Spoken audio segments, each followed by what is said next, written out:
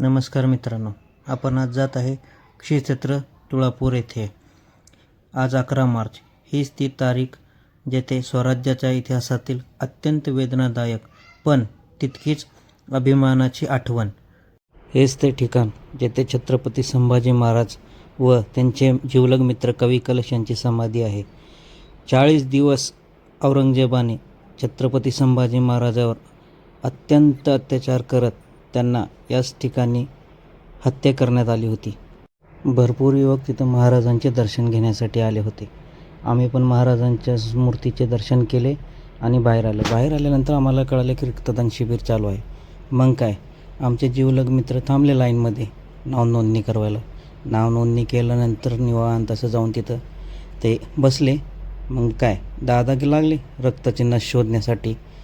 रक्ताची नसच त्यांना सापडत नव्हती. बराच वेळ चेक केल्यानंतर शेवटी नस सापडली. काय रस सापडल्या दादाने दिली की सुई टोचूनमध्ये. मग मित्राकडे कॅमेरा केला मग काय, रक्तदान होईपर्यंत आम्ही त्यांची वाट बघितली. रक्तदान झाल्यानंतर त्यांनी म्हणले की आम्हाला पण घ्या की ब्लॉगमध्ये. मग काय, कॅमेराच वरून खाली एकदम स्लोमध्ये घेतला आणि घेतलं त्यांना पण आपल्या ब्लॉगमध्ये. हे संपताच आपण निघालो आपल्या घराकडे.